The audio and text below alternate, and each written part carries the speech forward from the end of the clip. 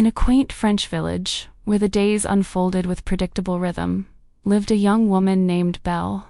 Unlike the other villagers, Belle found her escape not in gossip or daily chores, but within the pages of books, dreaming of adventures far beyond her provincial life. Her world took an unexpected and dark turn when her beloved father, an eccentric inventor, lost his way in the woods and stumbled upon a foreboding Gothic castle. Seeking shelter, he unknowingly trespassed, and for this, he was imprisoned by the castle's monstrous master, a fearsome beast. When his horse returned alone, Belle, fearing the worst, set out on a desperate search, her path leading her to the very gates of the enchanted, eerie fortress where her father was held captive. Upon discovering her father's plight, Belle made a heart-wrenching sacrifice.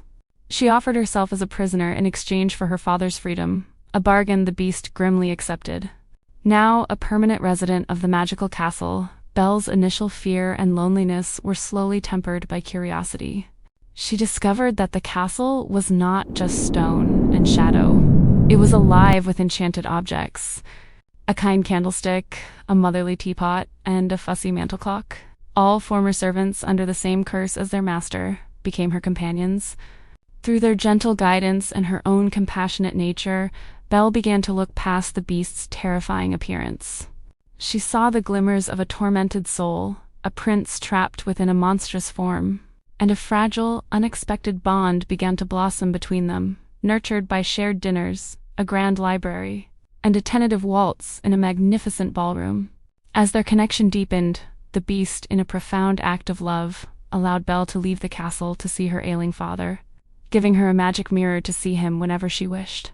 Her return to the village, however, stirred the jealousy of Gaston, a vain and arrogant suitor who had relentlessly pursued Belle's hand, using the magic mirror to reveal the beast's existence. Gaston whipped the townspeople into a fearful mob, convincing them that the creature was a threat that must be destroyed. He led the charge to the castle, storming its gates with the intent to kill his monstrous rival. A brutal fight ensued on the castle rooftops, culminating in Gaston's fall, but not before he fatally wounded the beast. Belle returned just as the beast lay dying on the castle balcony. The last petal from the enchanted rose, the very measure of the spell's duration, was about to fall.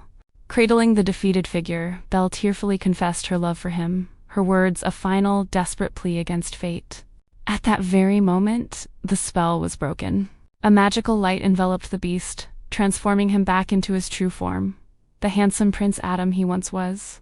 The curse was lifted from the castle and all its inhabitants, and they lived happily ever after, their love a testament to the truth that beauty is found within,